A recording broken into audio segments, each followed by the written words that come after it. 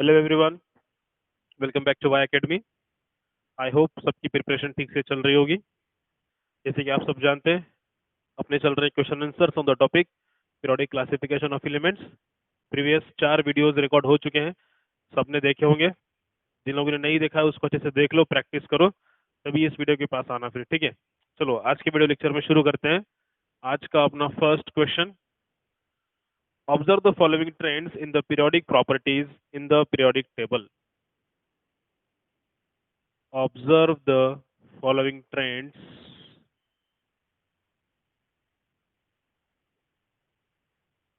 In the periodic table. आपको यहाँ पे कुछ ट्रेंड्स दिखाए हैं। कैसे? एक एरो दिखाई है आपको डाउनवर्ड, यहाँ पे लिखा है डाउन द ग्रुप,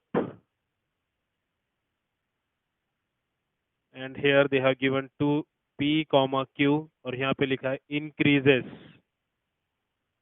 ओके, और लेफ्ट टू राइट वाला एरो दिखाया है, इधर लिखा है X, Y, and across the period, and they have given increases word also here. आपको पूछा है what are this P, Q and X, Y, आपको बताना है। ठीक है, आइडेंटिफाई द प्रॉपर्टीज। क्वेश्चन अभी खत्म नहीं हुआ है, क्या बोल रहा है? Identify the properties. कौन से प्रॉपर्टीज हैं वो आपको बताना है। X, Y, P, Q respectively. एक दो तो आपको पता चल गए होंगे क्योंकि अपन ने पूरे कवर किए हैं। देखते हैं ऑप्शन क्या दिए हैं। फर्स्ट दिया है effective nuclear charge, comma non metallic character, non metallic character, and third option is atomic size, atomic size, comma metallic character, metallic character. Respectively आपको एक्स वाई पी क्यू बताना है। इसमें से क्या ये सेम करेक्ट है, या आपको नीचे और 3 ऑप्शन दिए। First is metallic character,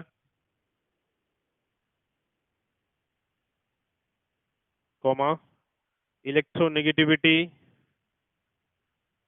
electronegativity, comma effective nuclear charge and valency. C option atomic size, comma metallic character, metallic character, then valency, question काफी बड़ा है, and non metallic character, non metallic character. आप लोग solve करते रहो और बताना कौन सा वाला आएगा यहाँ पे। फर्स्ट ऑप्शन दिया है फोर्थ वाले के लिए valency, then non metallic character, third दिया इलेक्ट्रोनेगेटिविटी,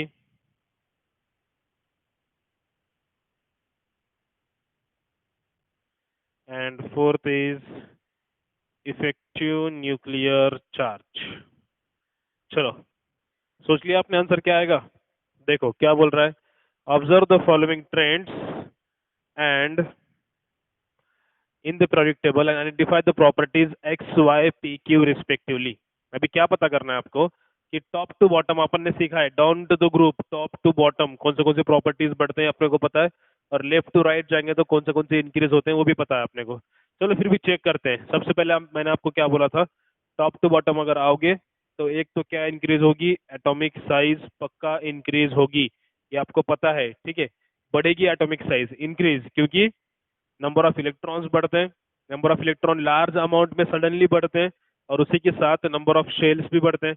उतने ज्यादा नंबर ऑफ इलेक्ट्रॉन उतने ज्यादा नंबर ऑफ शेल्स, उतनी ज्यादा एटम की साइज। क्योंकि एटॉमिक की साइज की डेफिनेशन क्या होती है, the distance from the centre of the atom that is nucleus to the outermost shell, right. तो एटॉमिक साइज बढ़ रही है। अब जहां जहां पे देखो इंक्रीज क्या क्या हो रहा है, पी और क्यू इंक्रीज हो रहा है, राइट। मतलब आपको ऐसा ऑप्शन देखना है जहाँ पे P मतलब 3 नंबर पे क्या होगा, एटॉमिक साइज वाला ऑप्शन होगा। अगर फर्स्ट ऑप्शन में जाओगे, फर्स्ट सेकंड थर्ड, तो यहाँ पे एटॉमिक साइज आपको P के जगह पे दिख रहा है 3 नंबर पे, रिस्पेक्टिवली बोला है ना। मतलब पहला वाला कैरेक्टर X के लिए, दूसरा वाला Y के लिए, तीसरा वाला P के लिए, चौथा वाला Q के लिए। अपने को ये तो पता चल गया है कि वो एटॉमिक साइज बढ़ रही है, ठीक है। या तो P होगा या तो Q होगा। तो जहां जहां पे 3 और 4 नंबर पे आपको एटॉमिक साइज दिख रहा है, वो आपके ऑप्शंस करेक्ट हो सकते हैं। देखो यहाँ पे देखोगे तो यहाँ पे तो एटॉमिक साइज का ऑप्शन ही नहीं है। यहाँ पे आओगे तो एटॉमिक साइज फर्स्ट वाले पे दिया है, मतलब एक्स बोल रहा है। एक्स तो एटॉमिक साइज अगर आप पीरियड के थ्रू जाओगे तो बढ़ता ही नहीं है। मतलब ये वाला ऑप्शन आप बिल्कुल कट कर सकते हो, क्योंकि एटॉमिक साइज जो है इंक्रीज होती ही नहीं है लेफ्ट टू राइट जाते हो तो। और एक्स के जगह पे एटॉमिक साइज तो आ ही नहीं सकता, इंक्रीज तो नहीं हो रहा है वो। ये ऑप्शन आपका पूरा का पूरा कट गया, यहीं पे आपको क्लू मिल गया। अगर तीसरे आओगे ना, तो यहाँ पे एटॉमिक साइज कहीं पे भी नहीं है। चलो एक ऑप्शन तो मिल गया जहाँ पे एटॉमिक साइज आपका पी है। और एक पता करते हैं, चलो अभी देखते हैं मेटेलिक कैरेक्टर भी के बारे में सोचते हैं। मैंने आपको क्या बोला था मेटेलिक कैरेक्टर के बारे में? मेटेलिक कैरेक्टर, मेटेलिक कैरेक्टर मतलब कि मेटल जो है इलेक्ट्रो पॉजिटिव होते हैं, means metal can donate electron. तो जो मेटल इलेक्ट्रॉन को डोनेट करते हैं, तो वो होते हैं उनका, उनको अपन बोलते हैं दे शो मेटेलिक कैरेक्टर। अब जितना मेटल जल्दी इलेक्ट्रॉन को लूज करेगा, उतना उसका मेटेलिक कैरेक्टर क्या होगा, ज्यादा अच्छा होगा, राइट। सो मेटेलिक कैरेक्टर, अब मुझे बताओ जिसकी एटॉमिक साइज ज्यादा होगी, उसका मेटेलिक कैरेक्टर भी क्या होगा, ज्यादा होगा, राइट। क्योंकि जब न्यूक्लियस से इलेक्ट्रॉन का डिस्टेंस जितना दूर होगा, उतना इलेक्ट्रॉन जल्दी निकलेगा, उतना इलेक्ट्रॉन जल्दी इलेक्ट्रॉन डोनेट करेगा, क्योंकि न्यूक्लियस का कंट्रोल उसके ऊपर कम होगा। तो जितना साइज बड़ी, उतना इलेक्ट्रॉन जल्दी डोनेट होगा, मतलब उतना मेटेलिक कैरेक्टर क्या होगा, ज्यादा होगा। So these are the directly proportional, atomic size is directly proportional to metallic character. तो पी और क्यू जो है, एक तो एटॉमिक साइज हो सकता है और दूसरा मेटेलिक कैरेक्टर। तो क्यू या पी मतलब थर्ड फोर्थ नंबर पे जहां जहां मेटेलिक कैरेक्टर दिख रहा है, वो भी आपका आंसर हो सकता है। तो इन 3 ऑप्शन में आपको मेटेलिक कैरेक्टर यहाँ पे फर्स्ट में बोल रहा है। देखो ये फर्स्ट मतलब एक्स की जगह पे मेटेलिक कैरेक्टर बोल रहा है। जब metallic character top to bottom बढ़ रहा है, तो लेफ्ट टू राइट क्या होगा, डिक्रीज होगा, इंक्रीज तो होगा नहीं। मतलब आपका ये ऑप्शन आप यहाँ पे कॉन्फिडेंट के थ्रू डिलीट कर सकते हो, क्योंकि एक्स मतलब बोल रहा है मेटेलिक कैरेक्टर, वो तो पीरियड के में बढ़ता ही नहीं है, वो तो कम होता है, टॉप टू बॉटम में बढ़ता है। तो आपके 2 ऑप्शन तो आपने कॉन्फिडेंटली डिलीट कर दिए। अभी बचा है ए और डी। इसमें देखो मेटेलिक कैरेक्टर आपको क्यू के जगह पे दिखाया गया है, मतलब ये करेक्ट ऑप्शन हो सकता है आपका। आपके ये 2 कैरेक्टर तो मैच हो गए ऑप्शन नंबर फर्स्ट से। एटॉमिक साइज भी टॉप टू बॉटम बढ़ता है, और मेटेलिक कैरेक्टर भी टॉप टू बॉटम इंक्रीज होता है, ठीक है।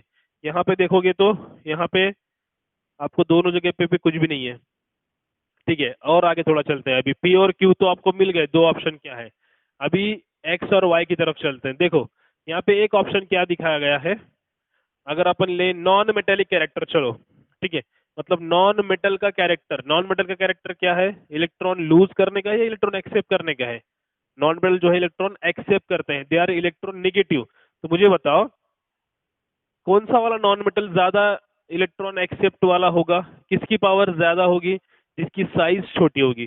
जितनी छोटी साइज, उतना न्यूक्लियस का इलेक्ट्रॉन के ऊपर कंट्रोल ज्यादा होगा, डिस्टेंस कम तो कंट्रोल ज्यादा। इसीलिए जितना एटम की साइज छोटी, उतना नॉन मेटल का कैरेक्टर इलेक्ट्रॉन एक्सेप्ट करने का ज्यादा होगा। सो एटॉमिक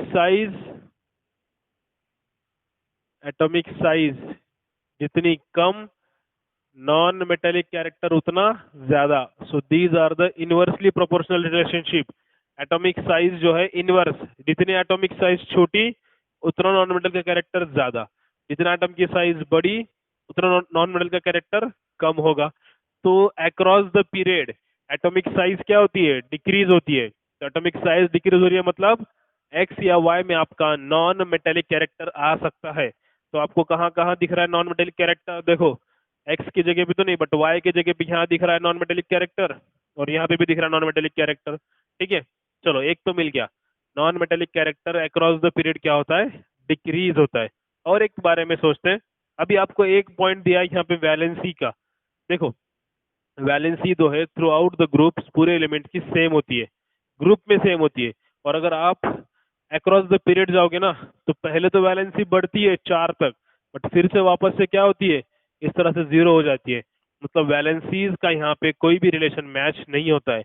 ये वैलेंसीज जो है, सपोज यहाँ पे लिथियम होगा, ये लिथियम हो गया, फिर ये मैग्नीशियम हो गया, इनके वैलेंसीज है, बोरॉन हो गया, फिर यहाँ पे आगे जाओगे तो कार्बन है, ये सब एलिमेंट्स हैं। तो इनके वैलेंसी आगे जाओगे तो नाइट्रोजन की वैलेंसी वापस से 3 आती है, ऑक्सीजन की 2 आती है, फ्लोरीन की 1 आती है, और जीरो ग्रुप एलिमेंट की 0 आती है। तो वैलेंसी जो है कंटिन्यूअस इंक्रीज हो रही है क्या, नहीं, थोड़ा सा बढ़ती है बाद में डिक्रीज होती है। बट अपने को क्या चाहिए, कंटिन्यूअस इंक्रीजिंग। मतलब जहां जहां वैलेंसीज वाला है वो भी अपना आंसर नहीं आएगा, ठीक है।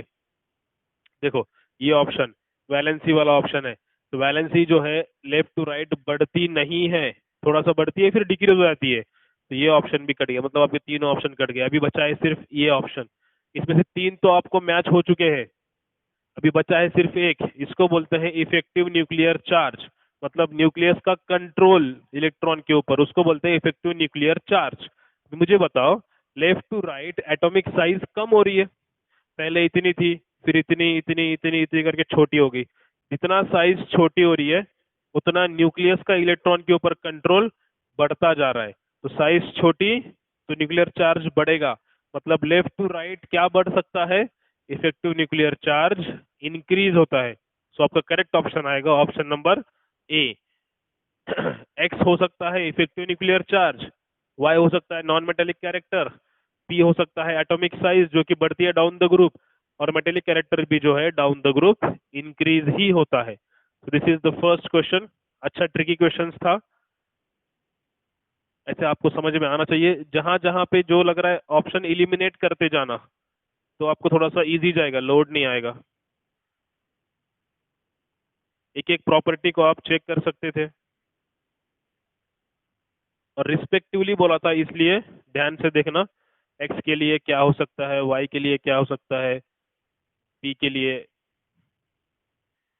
तो एक एक वर्ड बहुत इंपॉर्टेंट होता है, रिस्पेक्टिवली मतलब थ्रू आउट द सीक्वेंस जाना है आपको।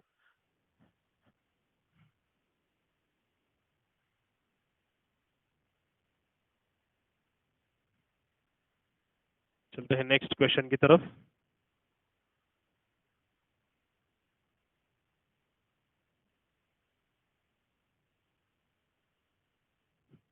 Okay, question number 2, identify the pair of atomic numbers respectively s block element। Identify pair of atomic numbers representing s block element, representing s block elements। Options are, first pair दी है 7,15, second pair दी है 9,16, third pair दी है 2,10, and fourth pair दी है 11,12। देखो S block बोला है, अपने को पता है एस ब्लॉक के अंदर कितने वर्टिकल कॉलम्स आते हैं, सिर्फ 2 वर्टिकल कॉलम्स आते हैं, ठीक है। पहले वाले को क्या बोलते हैं, अल्कली मेटल्स, ये मेरे साथ आप लोग याद ही कर लो, बार बार सुन के याद हो जाएगा। और दूसरे वाले को क्या बोलते हैं, अल्कलाइन अर्थ मेटल्स, ठीक है।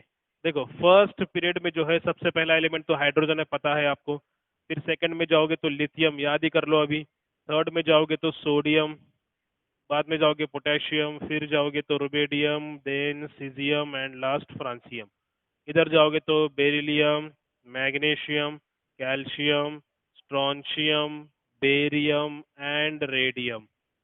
एटॉमिक नंबर्स इसका याद रख लो, आगे वाले का ऑटोमेटिक आ जाएगा। 1, 3, 11, 19 पोटेशियम का आएगा। फिर उसके बाद यहाँ से 20, 21 से 30 तो वो जाएगा, 36 इसका आएगा, 37, 37 के बाद इसका 38, फिर यहाँ पे 39, 38, यहाँ पे 12, यहाँ पर 4, ठीक है। देखो याद भी नहीं होगी तो भी चलेगा। 39 के बाद ना इसके रो में तो आ जाए 36, 54, इसका आएगा 55, और इसका आएगा 87, 56, 88। तो जो एस ब्लॉक है उनके एटॉमिक नंबर कुछ इस तरह से हैं, 1, 3, 11, 19, 37, 55, 87, 4, 12, 20, 38, 56, 88। देखो इसमें कहीं पे 7 दिख रहा है क्या आपको? नहीं, मतलब ये कट गया। 15 भी कहीं भी नहीं है। कहीं पे 9 दिख रहा है? नहीं। 17 भी नहीं है, कट गया। कहीं पे 2 दिख रहा है? नहीं। 10 भी नहीं है, कट गया। 11 और 12 दिख रहा है क्या? देखो ये देखो, 11 वाला सोडियम, 12 वाला मैग्नीशियम। तो आपका करेक्ट ऑप्शन क्या आएगा? दिल्ली ऑप्शन आएगा 11, 12। This is the pair of atomic numbers of S block elements. इस तरह से आपको एटॉमिक नंबर्स भी याद रखने पड़ेंगे ताकि आपको समझ में आ जाए। इसके पहले भी मैंने बहुत बार बोला है, ट्रिक्स याद रखो और एलिमेंट्स याद रखो, थोड़ा सा स्मार्ट वर्क करो। आप खुद के अपने ट्रिक्स बनाओ, उससे भी आप एलिमेंट्स को याद रख सकते हो ताकि विद इन सेकेंड आपके क्वेश्चन सॉल्व हो सके। Question number 3, listed below are the locations of certain elements in the groups and periods of the periodic table. Arrange these elements in the expected order of increasing first ionization enthalpy. Arrange elements in their first ionization enthalpy. देखो आगे जाने से पहले एक बार ये समझाता हूँ कि ये क्या होती है आयोनाइजेशन एंथैल्पी। देखो किसी भी एलिमेंट की सपोज द एनर्जी और द एंथैल्पी, मतलब energy, enthalpy means energy, the energy required to remove the electron from the outermost shell of an element. Suppose ये एक एटम है, सेंटर में न्यूक्लियस है, फर्स्ट शेल में 2 इलेक्ट्रॉन है और थर्ड शेल में 1 इलेक्ट्रॉन है, सॉरी सेकेंड शेल में 1 इलेक्ट्रॉन है। तो कितने इलेक्ट्रॉन्स हो गए टोटल? 3 इलेक्ट्रॉन्स हो गए। मतलब ये कौन सा एलिमेंट है? Lithium, having atomic number 3। ठीक है। अब आयोनाइजेशन एंथैल्पी मतलब क्या? The energy which is required to remove the most loosely bonded electron. मतलब इस एटम के अंदर से जो लूजली बॉन्ड वाला है, देखो ये दो तो नजदीक वाले हैं, ये तो टाइटली बॉन्डेड होंगे न्यूक्लियस से, ये थोड़ा सा दूर है, मतलब ये थोड़ा सा लूजली बॉन्डेड इलेक्ट्रॉन है। तो जो एनर्जी लगती है किसके लिए? इस इलेक्ट्रॉन को इसके ऑर्बिट से रिमूव करने के लिए। इलेक्ट्रॉन को इस ऑर्बिट से रिमूव करने के लिए जो एनर्जी लगेगी, इस एनर्जी को बोलते हैं आयोनाइजेशन एंथैल्पी। और जब ये एनर्जी दी जाएगी और इलेक्ट्रॉन यहाँ से निकाला जाएगा, माइनस हो जाएगा इलेक्ट्रॉन, तो जो आयन होगा वो कौन सा होगा? कैटायन। और यहाँ पे आयन फॉर्म हो रहा है, इसलिए इसको क्या बोलते हैं? आयोनाइजेशन। आयन्स फॉर्म होने के लिए जो एनर्जी अपन देते हैं ना, that is called as ionisation enthalpy. और यहाँ पे वर्ड दिया है फर्स्ट आयोनाइजेशन एंथैल्पी, मतलब इसको ऐसे लिखते हैं आयोनाइजेशन एंथैल्पी फर्स्ट। अभी देखो जो इलेक्ट्रॉन यहाँ से रिमूव किया अपन ने लिथियम में से, तो ये तो हो गई उसकी एनर्जी, आयोनाइजेशन एंथैल्पी फर्स्ट दी मैंने और यहाँ पे उसको रिमूव किया। ठीक है। अभी मुझे क्या करना है, इस Li प्लस में अब कितने इलेक्ट्रॉन्स हैं? सिर्फ 2 इलेक्ट्रॉन्स हैं। सपोज ये चला गया, अब ये 2 बचे हैं। मुझे अगर इसमें से भी एक और इलेक्ट्रॉन रिमूव करना है तो मुझे और थोड़ी एनर्जी देनी पड़ेगी। बट एनर्जी कितनी देनी पड़ेगी? या उससे कम या उससे ज्यादा? सोचो। अभी ये जो इलेक्ट्रॉन था ये थोड़ा सा दूर था, इलेक्ट्रॉन थोड़ा दूर था तो एनर्जी थोड़ी सी देनी पड़ी। अब ये जो इलेक्ट्रॉन्स है ये उसके बहुत नजदीक है और इसके ऊपर न्यूक्लियस का बहुत ज्यादा कंट्रोल है। तो अगर इसके कंट्रोल में से अगर इलेक्ट्रॉन निकालना है तो एनर्जी वहां पे बहुत ज्यादा देनी पड़ेगी। मतलब ये जो फर्स्ट एंथैल्पी थी, अब इससे भी ज्यादा एनर्जी देनी पड़ेगी। कहाँ पे? आयोनाइजेशन एंथैल्पी सेकेंड के लिए। राइट, समझ में आ रहा है? तो ये थी फर्स्ट और ये थी सेकेंड। मतलब जो नजदीक वाले इलेक्ट्रॉन्स है उनको अगर निकालना है तो एनर्जी ज्यादा देनी पड़ेगी। अब जब दूसरा इलेक्ट्रॉन भी इसका लॉस होगा तो Li के ऊपर Li प्लस प्लस चार्ज आएगा यहाँ पे अभी। ठीक है। इलेक्ट्रॉन 2 लॉस हो गए उसके अभी। तो समझा मेरा पॉइंट क्या है कि सेकंड आयोनाइजेशन एंथैल्पी जो है हमेशा ज्यादा है फर्स्ट वाले से। समझ में आ गया? क्योंकि वो इलेक्ट्रॉन नजदीक वाला था। तो आपका पूछ रहा है, आपको कुछ एलिमेंट दिए हैं, वो एलिमेंट्स आपको पता करना है और बोल रहा है कि कौन से इसमें एनर्जी फर्स्ट आयोनाइजेशन एंथैल्पी आपको उनके ऑर्डर के हिसाब से अरेंज करना है, किसको ज्यादा लगेगी किसको कम लगेगी। चलिए फिर देखते हैं क्या क्वेश्चन दिया है। आपको एक एलिमेंट दिया है पी, उसके बारे में पूछा है। Element in the fourth period and group 6A। Element in the fourth period and group 6, नहीं, फोर्थ ए बोला है। दूसरा एलिमेंट दिया है Q, element in the third period and group 6A। फिर एक आर एलिमेंट दिया है, element in the sixth period and group third A. फिर एस वाला एलिमेंट दिया है, element in the second period and group 8A। और लास्ट में एलिमेंट दिया है T, elements in the fourth period and group 6A। और आपको ऑप्शंस दिए हैं, ऑप्शन यहीं पे लिखता हूँ मैं। फर्स्ट ऑप्शन दिया है P is greater than Q greater than R greater than S greater than T।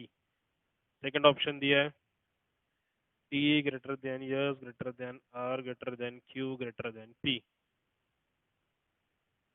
Sorry, option number C, R is smaller than O than T than Q than S। और D दिया है S is having smaller energy than T, Q than P than R। ठीक है, अभी आपको यहाँ पे elements भी पता करने हैं इनके, और एलिमेंट्स पता करने के बाद आपको बताना है कि इनकी फर्स्ट आयोनाइजेशन एंथैल्पी कौन से ऑर्डर में होगी। सबसे पहले एलिमेंट्स पता करते हैं। देखो, पी जो एलिमेंट है वो एलिमेंट फोर्थ पीरियड का है, फोर्थ पीरियड अपने को पता है, और ग्रुप फोर्थ ए का है। अभी ये जो ग्रुप फोर्थ ए दिया है ना, ये कुछ नाम्स होते हैं ग्रुप को दिए हुए। आप अगर पीरियोडिक टेबल देखोगे पूरा, तो आपको वहाँ पे समझ में आ जाएगा। यहाँ पे मेरे पास भी एक पीरियोडिक टेबल आई होप होगा, तो आपको यहीं पे दिखा दिया होता। अभी तो नहीं है, देखते हैं अपन, एक मिनट। पीरियोडिक टेबल के ऊपर ना कुछ इस तरह से नाम होते हैं ग्रुप्स के ऊपर, आपने देखा होगा, बट फिर भी मैं आपको एक बार दिखा देता हूँ।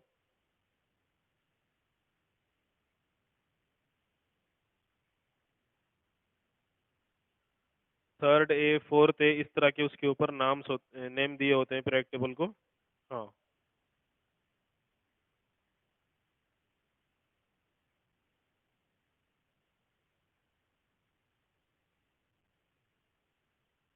फोर्थ पीरियड तो आपको पता है पूरा के पूरा फोर्थ पीरियड क्या होता है, वो तो आप जानते हो। बट फोर्थ पीरियड में अभी आपको पता करना है ये एलिमेंट कौन सा है। ठीक है, एलिमेंट अगर आपको पता चल गया तो आप बोल सकते हो कि हाँ ये ग्रुप है अभी इसके अंदर, और ये एलिमेंट आपको वहाँ पे मिल जाएगा।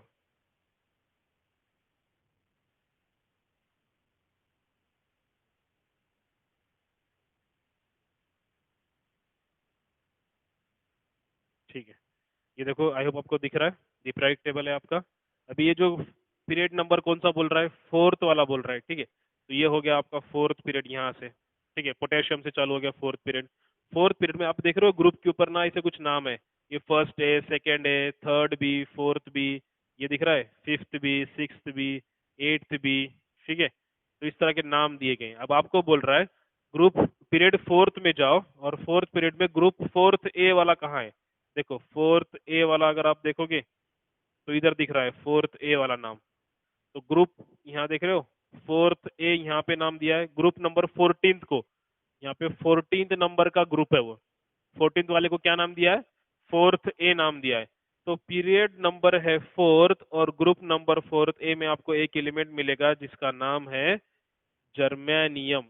ये कौन सा एलिमेंट मिला आपको, जर्मेनियम। मतलब पी कौन सा एलिमेंट है, जर्मेनियम। हैविंग एटॉमिक नंबर, यहीं पे लिखता हूं मैं, 32 उसका एटॉमिक नंबर है। ठीक है, चलो नेक्स्ट चलते हैं। अभी आर एलिमेंट के बारे में देखो, सिक्स पीरियड में जाना है आपको। सिक्स नंबर का पीरियड ये रहा। सिक्स पीरियड में आपको बोल रहा है ग्रुप 6A। ये रहा सिक्स पीरियड, ग्रुप 6A कहाँ पर है, यहाँ पर है। तो आपको एलिमेंट मिलेगा यहाँ पे पोलोनियम। ये वाला एलिमेंट कौन सा है, पोलोनियम, हैविंग एटॉमिक नंबर 84 दिया है यहाँ पे। ठीक है, और ये पीरियड कौन सा है, 16th वाला है। सॉरी, ग्रुप कौन सा है, 16th वाला है। चलो नेक्स्ट एलिमेंट आर। देखो अभी आर के बारे में, आर तो हो गया, आर के बारे में क्या बोल रहे हैं। अच्छा, ये थोड़ा ऊपर नीचे हो गया क्या, ठीक है, एक मिनट। क्यू के बारे में है, थर्ड पीरियड बोल रहा है। क्यू जो है थर्ड पीरियड वाला एलिमेंट है। ओके, थर्ड पीरियड, और ग्रुप 6A दिया है। थर्ड पीरियड में 6A मतलब सल्फर है आपका, एटॉमिक नंबर 16। उसके बाद 6 पीरियड का थर्ड ए, ये रही 6 पीरियड और इसका थर्ड ए बोल रहा है, मतलब थैलियम है third A. Thallium Tl having atomic number 81। Okay, 81 वाला एटॉमिक नंबर है। नेक्स्ट एलिमेंट, इसको क्या हो गया, हम्म, उसके बाद सेकेंड पीरियड में जाना है आपको। सेकेंड पीरियड में ग्रुप 8A बोल रहा है। सेकेंड पीरियड में ग्रुप 8A, ये रहा 8B और 8A। सेकेंड पीरियड का 8 मतलब एर्गॉन हैविंग एटॉमिक नंबर 18। और लास्ट वाला दिख रहा है फोर्थ पीरियड में 6A। फोर्थ पीरियड में 6A वाला एलिमेंट आता है सेलेनियम हैविंग एटॉमिक नंबर 34। ये आपके टोटल 5 एलिमेंट्स दिए गए हैं। कौन से? ये germanium, sulphur, thallium, argon and selenium. अब इनकी फर्स्ट आयोनाइजेशन एंथैल्पी आपको बताना है। देखो, अगर इनको अपन थोड़ा सा अरेंज करेंगे ना तो किस तरह से उनको अरेंजमेंट आएगी पता है आपको? एलिमेंट्स, जर्मेनियम जो है कार्बन फैमिली का मेंबर है। कार्बन, सिलिकॉन, जर्मेनियम यहाँ पे आता है। ठीक है, अभी आपको इसको टॉप टू बॉटम भी देखना पड़ेगा और लेफ्ट टू राइट भी देखना पड़ेगा, तब आपको पता चलेगा। ठीक है, तो यहाँ पे आ रहा है जर्मेनियम। उसके बाद एर्गॉन तो जो है BCNO, helium, neon, argon, krypton. Helium, neon, argon. Argon आपको यहाँ दिख रहा है। ठीक है, फिर सल्फर भी एक एलिमेंट है, सल्फर आपको यहाँ दिख रहा है। और उसके बाद कौन सा बचा? जर्मेनियम हो गया, सल्फर हो गया, एर्गॉन हो गया। अब सेलोनियम, यहाँ पे सेलेनियम है, ये भी हो गया। ओके, बचा थैलियम। थैलियम,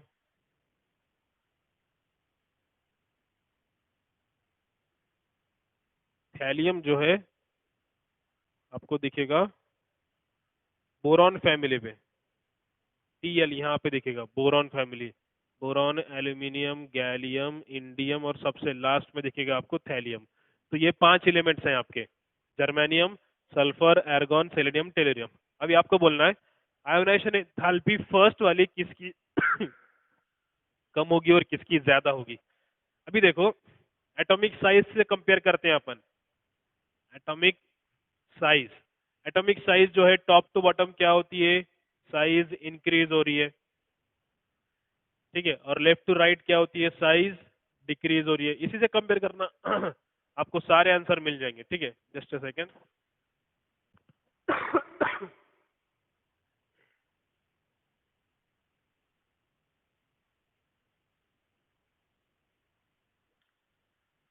इतना राइट हैंड साइड में दिख रहा है आपको? हाँ, क्लियर है। चलो, टॉप टू बॉटम आओगे साइज बढ़ती है, लेफ्ट टू राइट जाओगे साइज डिक्रीज होती है। अब जिस एटम की एटॉमिक साइज जितनी ज्यादा होगी, एटम की साइज जितनी ज्यादा होगी, उतना इलेक्ट्रॉन जल्दी निकलेगा या लेट निकलेगा? बताओ।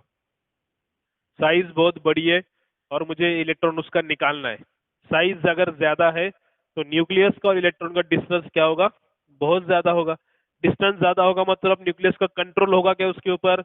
नहीं, न्यूक्लियस अपना इधर बैठा है, इलेक्ट्रॉन इधर है। मुझे अगर इस इलेक्ट्रॉन को निकालना है तो एनर्जी कितनी देनी पड़ेगी? बहुत कम लगेगी ना। मतलब जितनी साइज बड़ी उतनी आयोनाइजेशन एंथैल्पी कम लगेगी, क्योंकि न्यूक्लियस दूर है, इलेक्ट्रॉन दूर है, और कंट्रोल भी बहुत कम है। फिर न्यूक्लियस दूर है इसलिए कंट्रोल कम है, तो कंट्रोल कम है तो इलेक्ट्रॉन जल्दी निकलेगा। तो इस तरह से एटॉमिक साइज जितनी ज्यादा, आयोनाइजेशन एंथैल्पी उतनी कम लगेगी। ठीक है, तो इस केस में जब आप टॉप टू बॉटम पे आओगे तो सबसे बड़ी साइज किसकी है? थैलियम की है। तो सबसे बड़ा अगर थैलियम है तो उसको सबसे कम एनर्जी लगेगी। क्योंकि साइज ज्यादा है, एनर्जी, इलेक्ट्रॉन जल्दी निकल सकता है, फटाफट निकलेगा वहां से। ठीक है, तो ये तो आपको पता चला, इसकी साइज सबसे बड़ी है उसको एनर्जी सबसे कम लगेगी।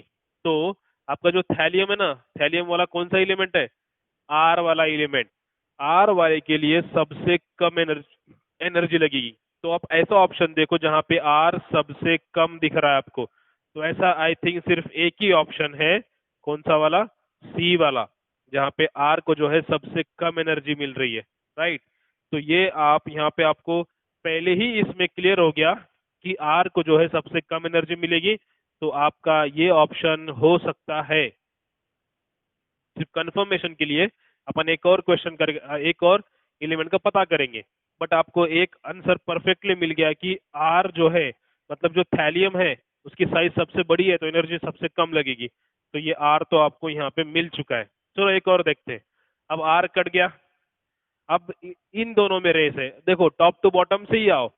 अब ये दोनों के बाद ये दोनों आते हैं, मतलब इनकी साइज क्या है? बड़ी है। ठीक है, इनकी साइज इन दोनों से बड़ी है, इन दोनों की, जर्मेनियम की और सेलेनियम की। तो जर्मेनियम कौन सा एलिमेंट है?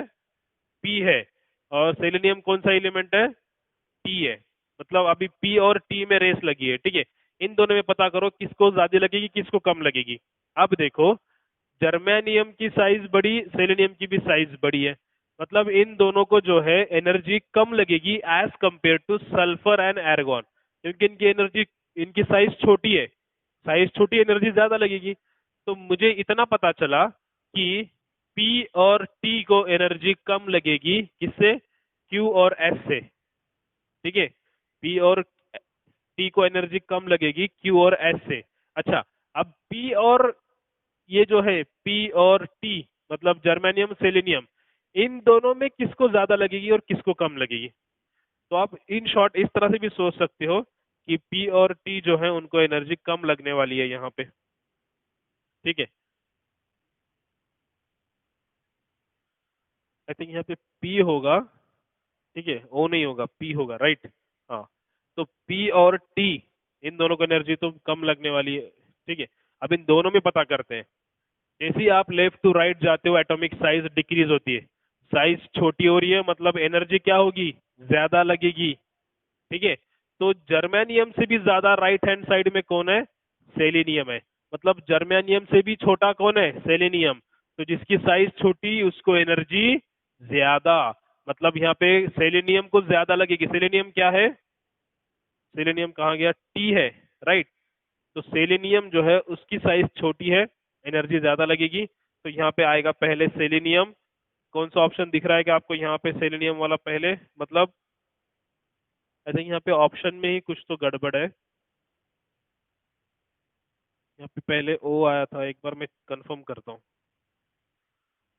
ओ तो आएगा ही नहीं, यहाँ पे ओ नाम का कोई एलिमेंट ही नहीं है। ऑप्शन में एक मिस्टेक है, यहाँ पे पहले आएगा टी, मतलब सेलेनियम को जो है, हाँ नहीं नहीं, पी आएगा, पी। पी और टी करेक्ट है। सबसे कम आर को, फिर उससे थोड़ी ज्यादा पी को, क्योंकि उसकी भी साइज बड़ी है। और पी से ज्यादा एनर्जी किसको लगेगी? टी को। टी मतलब सेलेनियम को, राइट। सेलेनियम को ज्यादा लगेगी, फिर उससे कम लगेगी जर्मेनियम को। और अब इन तीनों के बाद अब बचता है क्यू और एस। क्यू आपका कौन सा एलिमेंट है? सल्फर है। और एस एलिमेंट कौन सा है? एर्गॉन है। अब इन दोनों में बात करेंगे तो left to right same phenomena use करो। एर्गॉन को ज्यादा लगेगी सल्फर से। मतलब एर्गॉन कौन सा एलिमेंट है? एस वाला। तो एस वाले को सबसे हाईएस्ट एनर्जी लगेगी, क्योंकि उसकी साइज सबसे छोटी है। Left to right. तो इस तरह से आपका करेक्ट आंसर कौन सा आएगा? Option C, this will be the your correct answer. Okay, चलते हैं नेक्स्ट अगले क्वेश्चन की तरफ।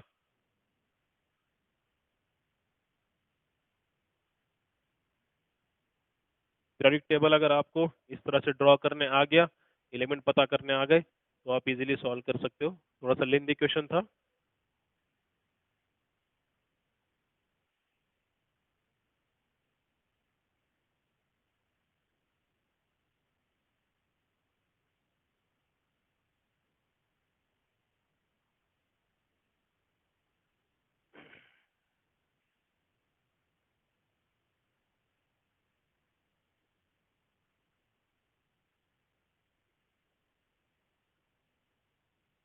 Okay, going to the next question.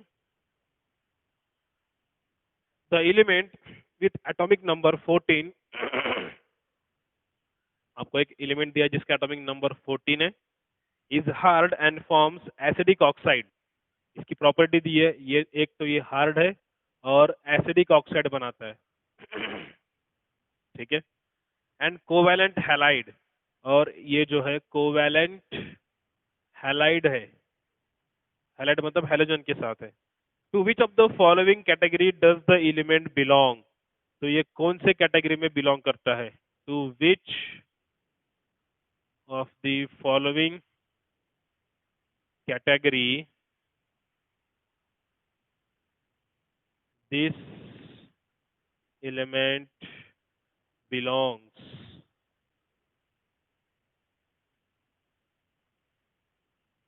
RIES। Option दिए आपको, फर्स्ट ऑप्शन दिया है मेटल, सेकंड ऑप्शन दिया है नॉन मेटल, थर्ड ऑप्शन दिया है मेटालॉइड, और फोर्थ ऑप्शन दिया है left hand side element. Left hand side element, देखो पता करते हैं अभी। एटॉमिक नंबर 14 है, मुझे बताओ एटॉमिक नंबर 14 किसका आता है? 12 जो है मैग्नीशियम का है, 13 एल्यूमिनियम का है, और 14 जो है वो सिलिकॉन का आता है। Right, 14 number silicon, SE। Right, sorry ऐसा है, सिलिकॉन फैमिली का मेंबर है। एटॉमिक नंबर 6 फिर 14 कार्बन फैमिली का मेंबर है। देखो कार्बन फैमिली जो है उसकी वैलेंसी आती है 4, मतलब इन सब की वैलेंसी जो है 4 है। वैलेंसी 4 है इनकी। और आप, मैंने आपको बताया था इसके पहले भी, ये जो कार्बन फैमिली के मेंबर्स है वो कोवैलेंट बॉन्ड फॉर्म करते हैं। ठीक है, कोवैलेंट हैलाइड मतलब अगर ये जाएगा Cl के पास तो CCl4 बनाएगा, SiCl4 सिलिकॉन टेट्राक्लोराइड बनाएगा, इस तरह से कार्बन टेट्राक्लोराइड बनाएगा। इनको हैलाइड्स बोलते हैं। ठीक है, तो हार्ड है, हैलाइड भी है, एसिडिक ऑक्साइड भी बनाता है। बट ये जो सिलिकॉन है ये जो है मेटल है, नॉन मेटल है, मेटालॉइड है, या लेफ्ट हैंड साइड एलिमेंट है? देखो लेफ्ट हैंड साइड में तो आएगा ही नहीं, क्योंकि ये राइट हैंड साइड में है। मेटल जो है और नॉन मेटल है ये मेटालॉइड, इसमें से पता करना है। तो ये जो सिलिकॉन वाला मैंने आपको बोला था ना, इस तरह की जो जिगजैग लाइन आती है वो ये एलिमेंट्स को लेके जाती है। तो सिलिकॉन जो है वो एक मेटालॉइड है, जो कि मेटल और नॉन मेटल को डिफरेंशिएट करता है। और मेटालॉइड जो है वो बोथ एज अ मेटल भी एक्ट होता है और एज अ नॉन मेटल भी एक्ट होता है। तो आपका यहाँ पे करेक्ट आंसर क्या आएगा? Option number C, metalloid.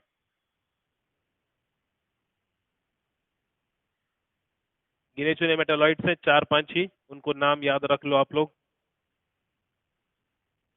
ताकि एटॉमिक नंबर पता चले कि क्या है, वो मेटल है, नॉन मेटल है, या मेटालॉइड है। चलो next,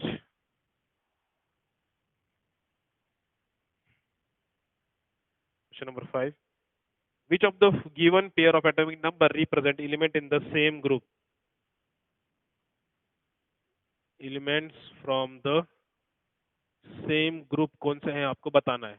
options are 11,19, 6,12, 4,16 and 8,17।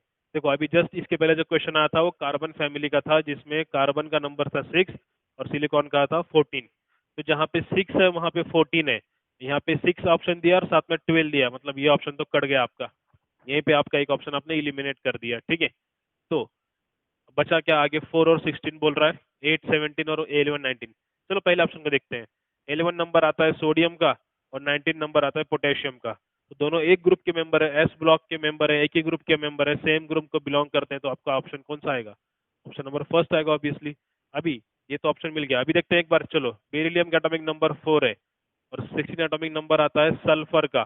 Right, दोनों तो सेम ग्रुप में आते नहीं। बेरिलियम के नीचे कौन आता है? मैग्नीशियम आता है 12 वाला, उसके बाद कैल्शियम आता है 20 वाला। तो इन तीनों के बीच में 16 तो कहीं पे है नहीं, तो ये ऑप्शन भी कट गया। आगे जाओगे तो आपको 8,17, ऑक्सीजन का एटॉमिक नंबर 8 है और ऑक्सीजन के नीचे आता है सल्फर 16 वाला, 17 वाला तो क्लोरीन है उसके आगे। मतलब ये दोनों सेम ग्रुप के मेंबर है, 17 वाला नहीं है, तो ये ऑप्शन भी आपका कट गया। तो बचे कितने ऑप्शन आपके? सिर्फ एक ऑप्शन करेक्ट आएगा, 11,19, which belongs to the same group. Okay. So in this way, these all today's video lecture questions. I hope जितने questions हुए हैं आपने cover किए और उसके notes बना लो ताकि practice करते हुए आपको समझ में आ जाए. जो trends मैंने बताए हैं उनको अच्छे से याद रखना. एक atomic size को पकड़ के चलो. Atomic size कहाँ पे बढ़ रही है, कहाँ पे कम हो रही है. Top to bottom atomic size increases and left to right atomic size decreases. इस एटॉमिक साइज को कंपेयर करके आप बाकी सारे ट्रेंड्स, बाकी सारे प्रॉपर्टीज को आराम से कंपेयर कर सकते हो. ठीक है. तो ठीक है, अगले क्वेश्चंस अपन नेक्स्ट वीडियो लेक्चर में कवर करेंगे.